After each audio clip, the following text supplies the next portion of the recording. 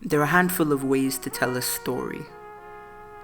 Okay, that's not true. There are infinite ways to tell a story, but over time, as we iterate on and reanalyze the stories that have inspired us, inevitably we start to fall into patterns, methods that just work.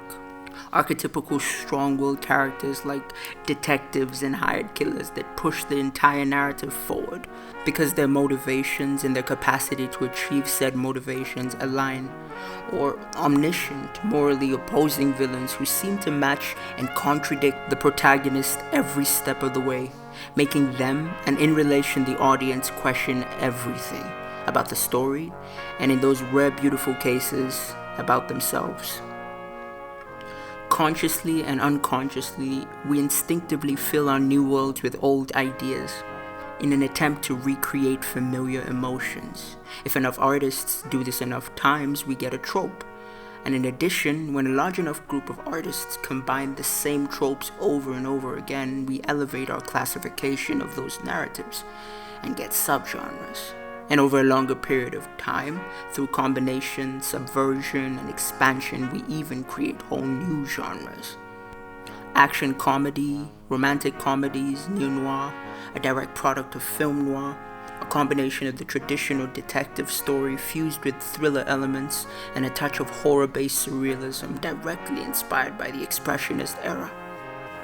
Steave Neale, in his study of genre theory, argues that genre is defined not only by the repetition, but the intentional subversion of ideas. Genres themselves are rough categories, fuzzy descriptors that can be defined by tone, comedy thriller, by audience, chick flicks and young adult adaptations, by artists involved, Jackie Chan, Tarantino films, by budget, blockbuster and indie, by setting, western and historical. They're a moving target. He goes on to argue that the definition of an entire genre changes with every new film added. And this is what fascinates me the most, the ever-evolving scope of this system.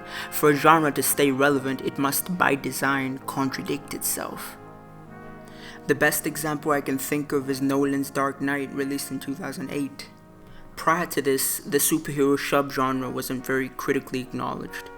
They were very broadly regarded as popcorn films, built to indulge the masses. I mean, sure, Blade gave us a darker, grittier world. Sam Raimi's Spider-Man managed to fuse humor with tragedy successfully, pre-MCU. And Pixar's Incredibles was a masterpiece on allegory. Dark Knight didn't do a lot that was new if you think about it, but it was packaged beautifully. Nolan managed to weave back and forth between art house and blockbuster, retaining the best of both worlds. His incredible adrenaline-inducing set pieces standing side by side with conversations on morality and the nature of a morally detached Gotham, a microcosm for society as a whole. It presents Batman as an archetype for human excellence, and the Joker as his natural antithesis, balancing the scale. You could argue that the MCU as it stands today owes a large chunk of its success to Nolan. He made a film that transcended the restraints of its genre and created an entirely new one in the process. Hitchcock's Psycho, Kubrick's 2001: A Space Odyssey, John Lasseter's Toy Story, films that attempt and achieve so much that they push the reset button on everything that came before, and to a certain extent, influence everything that comes after. This happens on large scales, but also smaller ones. As ideas are transformed, abandoned, and revived, much like the filmmakers, the audience also learns film language. Through sheer repetition, these ideas become a part of the zeitgeist. A lot of genre films and tropes are defined by their structure. The will they won't they romance, with two initially platonic characters slowly flirting with the chance for more. The ending to that story is obvious. There are two possible answers. They either end up together or they don't. Same with a detective thriller. The bad guy either gets away with it or is caught. The job of a filmmaker, well, at least a good one, is to make the answer to that question as interesting, or more accurately, as unexpected as possible. So you see, genre films give us a promise, action, drama, comedy, but by their very nature, we expect that promise to be broken. We like to cry in action films or laugh during horrors. The familiar is beautiful, but in the end, we all want to feel things we've never felt before.